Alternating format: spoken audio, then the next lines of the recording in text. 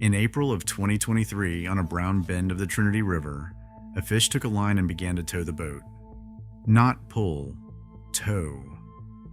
It turned two grown men in a slow circle for about 25 minutes, and when it finally rose alongside the hull, it weighed 251 pounds and ran just over 90 inches long.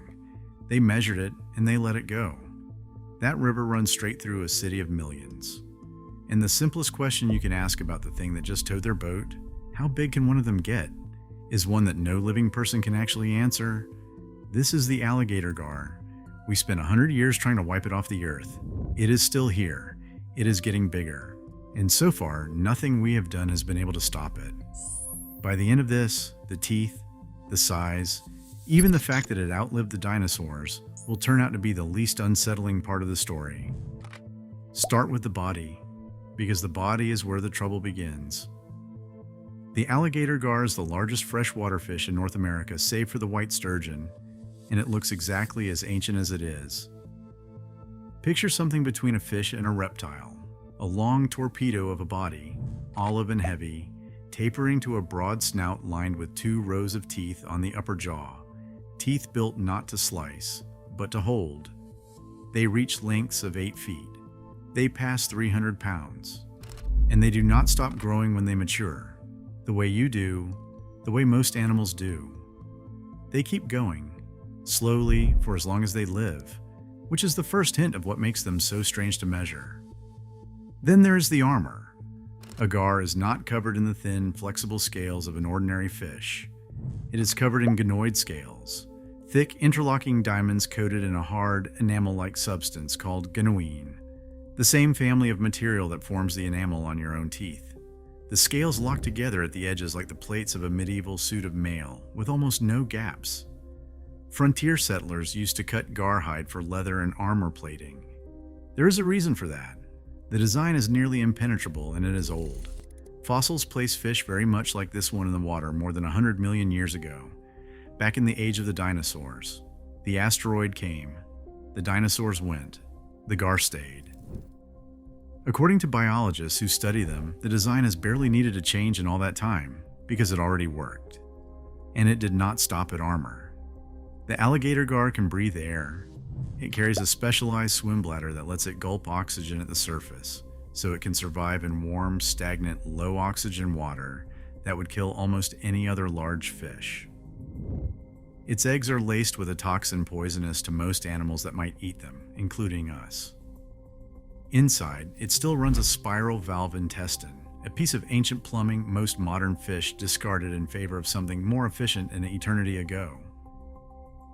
Its very name comes from the resemblance, that broad, tooth-lined snout that makes people who see one for the first time think, for a bad half second, that they are looking at an actual alligator.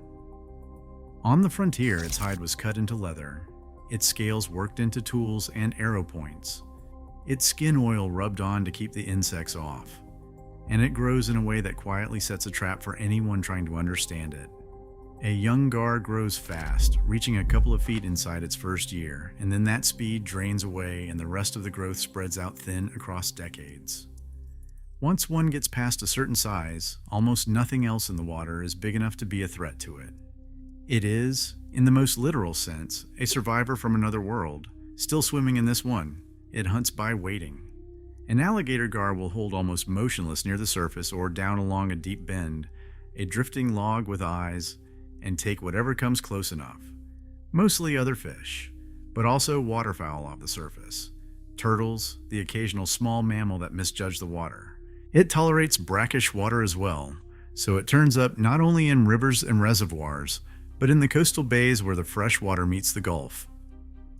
Wherever the water runs warm and slow and full of easier prey, this thing can make a living, and it has been making one for longer than there have been trees that flower. For all of that armor and all those teeth, there is no verified account of an alligator gar ever killing a human being. None. Across every record and every decade we have. This is no shark, and it has never behaved like one. It is an ambush hunter that mostly wants slower, smaller fish, and it has spent millions of years perfecting the art of being enormous and being ignored. Which is exactly what it has been doing, right under us, this entire time. So where is this thing? That is where the second half of the strangeness lives. The Trinity River is the longest river held entirely within a single state in America. It rises in the dry country of North Texas, a short drive south of the Red River, and it runs more than 700 miles southeast, down through the middle of Dallas and Fort Worth, past small towns and boat ramps and backyards, all the way to Trinity Bay and out into the Gulf of Mexico. It supplies drinking water to a huge share of the state. It flows through a metropolitan area of more than 7 million people. It has been dammed and leveed and straightened for most of a century. And for a long stretch below Dallas, it was polluted so badly that federal health officials once described a 100-mile length of it as septic. There are joggers on its banks now, and highways over its channel and skylines on its horizon. It is about as tame and settled and looked at as a river in America can be. And it holds more world records for giant Alligator Gar than any other river on the planet. Think about the gap in that for a second. Somewhere under the reflection of one of the biggest cities in the country, in water people fish and paddle, and in the shallows, sometimes swim. There are armored animals 8 feet long holding motionless in the deep bends, waiting for something to drift close. Nearly everyone who crosses that river every day of their lives will never see one and will never know they are passing over them. That is not because the gar are rare there. It is because a place like this one quietly teaches the people in it to stop looking at the water. You drive over it. You do not look down. And the thing in the deep hole below the bridge has no reason to correct you. For a long time, the story of how that animal ended up hidden was a simple one. It was a story with a villain and a tidy ending, and it held up for a very long time. It just happened to be wrong in a way nobody noticed until recently. For most of the last century, the alligator gar was not a monster. It was garbage. That is close to the literal language. Fisheries managers and anglers called it a trash fish and a rough fish, a nuisance that ate the base and catfish people actually wanted, a thing to be removed rather than protected. And so it was removed, enthusiastically. In parts of its range, state agencies ran active campaigns to kill gar off, treating a 100-million-year-old survivor as a pest to be cleared out of the water. In Texas, for decades, there were no meaningful limits at all. You could take as many as you could catch, of any size, by almost any method, and plenty of people did. At the same time, we were rebuilding the rivers themselves in a way that quietly strangled the species. The alligator gar has one great vulnerability buried inside all that armor. To breed, it needs its rivers to flood. It spawns on vegetation in shallow, seasonally flooded backwaters and floodplains. And if that flooding does not come at the right time, a whole year's young simply never happen. So when we lined our rivers with dams and levees, when we engineered the Trinity precisely so that it would stop spilling over into the surrounding land, we did not just tame the flood. We switched off the animal's ability to reproduce, one controlled season at a time. The result was a slow collapse across most of the map. Alligator gar once ranged far up the Mississippi Basin into the Ohio and Missouri systems, north into states like Illinois and Iowa and beyond. Across that northern range, they are now considered gone, wiped out by the same mix of killing and habitat loss. The last verified catch that far north was recorded in Meredosia, Illinois, in 1922, more than a century ago. The giant of the American interior quietly retreated to the warm rivers of the South, to Texas and the Gulf, and for a while it looked like even there its days were numbered. Then, in 2009, Texas did something about it. On September 1st of that year, Texas Parks and Wildlife brought in the state's first real protection for the species, a limit of 1 alligator gar per day for every angler, of any size. It made Texas one of only a handful of states to regulate the fish at all, the 8th in the country to set any harvest rules for the species. Given how slowly these animals mature, a stretch of river stripped of its big old fish can take most of a human lifetime to rebuild, if it rebuilds at all. The one fish rule bought time. It did not, on its own, undo any of the damage. And that fit the story perfectly. The story went like this. We used to hate them, we nearly lost them, then we came to our senses, we passed a law, and now the fish are recovering under careful management. It was a clean arc, a villain and a turn and a redemption, a problem noticed and a problem handled. That explanation held for more than a decade. And if this were an ordinary conservation story, it would end there, with a warm feeling and a slow drone shot over the water. If you are the kind of person who finds this stranger and more interesting than you expected, the sightings and the deep bend holding patterns and the animals nobody is really counting, then subscribing is genuinely how these reach you, because stories this quiet do not tend to find people on their own. That is all. Now back to the water, because the clean version of this story is about to stop working. Before it breaks though, look at how completely the villain of the tale got rewritten, because that reversal is its own kind of shock. The whole justification for a century of killing gar rested on one belief, that they were devastating the game fish, eating all the bass, ruining the fishing. It felt obvious. It was the reason for the eradication programs, the reason for the trash fish label, the reason nobody blinked at pulling them out by the truckload. Research took that belief apart. When Texas parks and wildlife biologists actually studied what alligator gar eat, looking at stomach contents across real populations, the picture that came back was almost the opposite of the legend. Alligator gar feed mostly on rough fish, on gizzard shad and buffalo and carp, the abundant, low-value species. Game fish like bass turn up only occasionally, incidentally, a small part of a big opportunistic diet. Worse still, for the old logic, those rough fish the gar were eating are the very species that compete hardest with bass. So for decades, when people killed gar to protect the bass, what they were often really doing was removing the predator that kept the bass's competitors in check. In a lot of places, the killing did the opposite of what it promised, quietly clearing the way for the very fish that crowd bass out. Once that sank in, the reputation of the animal began to flip in real time. By around 2016, biologists were no longer just tolerating alligator gar, they were reintroducing them. In a stretch of the country between Tennessee and Illinois, part of the northern range where the fish had been wiped out, there were efforts to bring gar back on purpose, in part because of a new problem the region could not solve on its own. Invasive carp, fast breeding, ecosystem wrecking, and short on natural enemies large enough to matter. And it turned out that one of the few native predators big enough to lean on a grown invasive carp was the animal we had spent 100 years trying to erase. After all the eradication campaigns and all the trash fish contempt, we were suddenly asking it for help. You could watch the same change play out above the water. A fish once written off as vermin started showing up as the trophy on television, on programs like In Fisherman and National Geographic and the British series River Monsters, some of it filmed on the Trinity itself. By a 2012 survey, roughly 14% of Texas anglers, close to 123,000 people, said they fished for alligator gar at some point in the year. And it turns out they are genuinely hard to catch, which matters more than it sounds like it should, and we will come back to why. If you have ever spotted one yourself, a long, dark shape holding under a bridge, or a broad back rolling at the surface at dusk, tell me where you were watching from down in the comments. Which brings us back to the Trinity, and to the recovery story, and to the exact point where it quietly comes apart, because the fish coming out of that river do not behave like a population in gentle, managed recovery. They behave like something else. Start with how slowly these animals grow, because it is the hinge the whole mystery turns on. An alligator gar can reach 3 feet in its first few years, and then the growth curve bends and flattens hard. To reach 6 feet, a fish may need 20 to 30 years.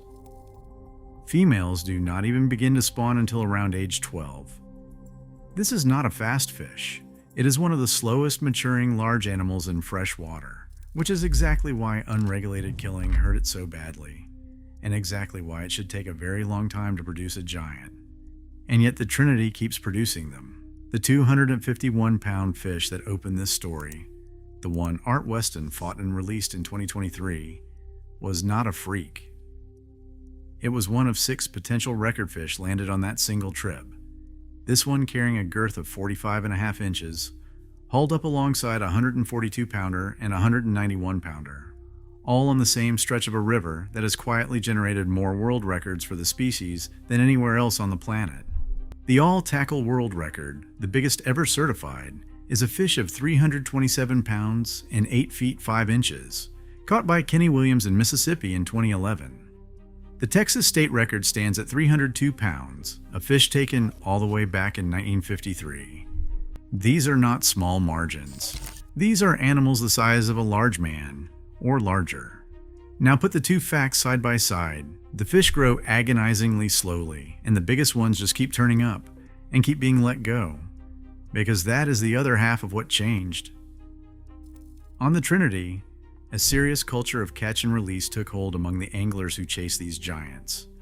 The record fish get measured, photographed, and slipped back into the river alive. Combine that with the protection that started in 2009, and you get something the clean recovery story never accounted for. The oldest, largest fish are no longer being killed. They are being protected and returned. And because an alligator gar never stops growing, every year one of those giants survives, it gets a little bigger. The armor that let this animal outlast the dinosaurs is now letting it outlast us in our nets, in our records. So the line from the very start of this, that nothing can stop them, is less dramatic than it sounds. It is a plain description of a machine with no off switch. We stopped killing the big ones. The big ones do not stop growing. That is the whole engine. And it raises a question the tidy recovery narrative simply cannot answer. How big and how old is the one still down there that nobody has caught yet? The honest answer is that no one knows. And when you sit with why no one knows, the recovery story does not just soften. It splits into 3 separate possibilities, and not one of them is comfortable. The first possibility is that these fish were never really as gone as we told ourselves. The decline across the northern range was real. The extirpations were real. But in the strongholds like the Trinity, it is entirely possible that the giants were always down there in the deep holes, uncounted, and that the collapse we documented was mostly the collapse of the fish we could easily reach and easily kill. Under this version, the recent run of monsters would not be a comeback so much as the first honest look anyone has ever gotten at a population we managed for a century without truly measuring it. That is a strange thing to admit. We may have been guarding, and before that culling, a thing we never actually counted. The second possibility is stranger, and it comes straight out of the animal's own biology. Say the protection worked. Say the giants really are survivors, spared since 2009, still growing year over year. Then the oldest fish in that river are now aging into a range that outruns our data. A 7-foot fish is often around 40 years old. Texas Parks and Wildlife has aged these animals into their 50s and 60s. And carbon dating work on gar elsewhere suggests the very oldest individuals may push toward a century of life. A fish like that, holding in a Trinity deep hole right now, could predate the bag limit, predate the levees that reshaped its river, predate the interstates overhead, possibly predate living memory in the towns along the bank. We do not have a reliable way to know how big such a fish gets or how old it already is, because we have never been allowed a long enough look. Under this version, the ceiling is simply unknown, and every season it lifts a little higher. The third possibility is the darkest, and it turns the good news inside out. What if the giants are not a sign that the river is healthy, but a symptom that it is broken? The same human engineering that crippled their spawning also handed the survivors a strange kind of feast. Slow, warm, altered water, and an exploding supply of invasive carp and rough fish for a predator built to eat exactly that. Under this reading, the monsters of the Trinity are not thriving because we fixed the river.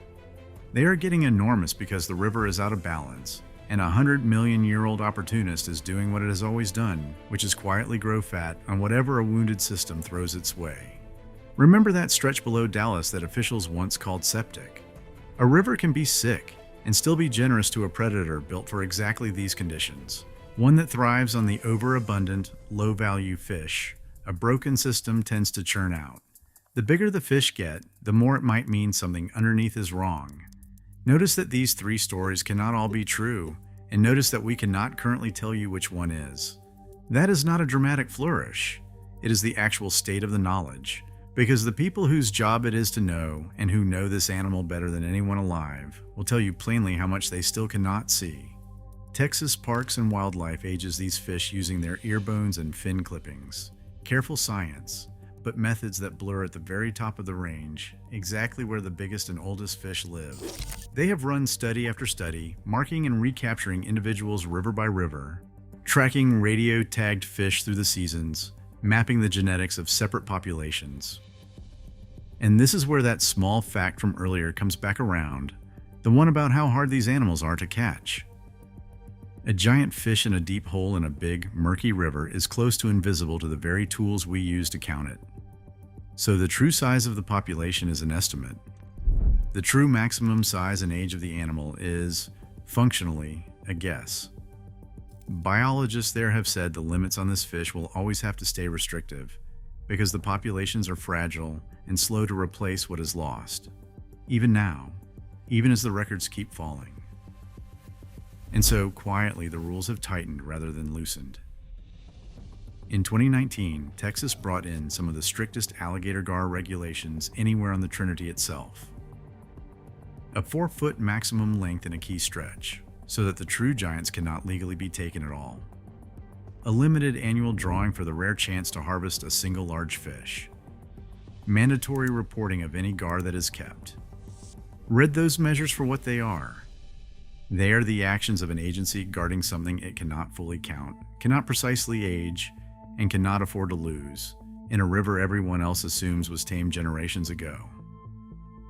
Which is the real point of all of this. And it was never fear. There has never been a verified case of one of these animals killing a person. You are, in every meaningful sense, safe on that river. The unease this story leaves behind is not about danger. It is about attention. It is about the fact that a place can look completely finished, completely settled, completely known, a river with cities on it and highways over it and a name on every map, and still be hiding an animal older than the dinosaurs, getting larger every year, in numbers and to a size that nobody can honestly measure. The gar never left. They were here before the river had that name, before the levees, before the first bridge. They simply kept doing the one thing they have done for 100 million years, which is to be enormous, impatient, and unseen. So go back to that April afternoon, and the two men turning in a slow circle on the brown water, while something the size of a person pulled their boat wherever it wanted to go. That fish is still out there. So are the others like it, in the deep bends of the Trinity below the city lights, in the reservoirs downstream, in the northern rivers where biologists are carefully slipping them back into water that lost them a century ago. None of them are counting the years. None of them are in any hurry. They are holding still in the dark under all that moving water, growing the way they always have, waiting for the next thing to drift close enough. If this pulled you under, the one already waiting on your screen will take you somewhere just as deep.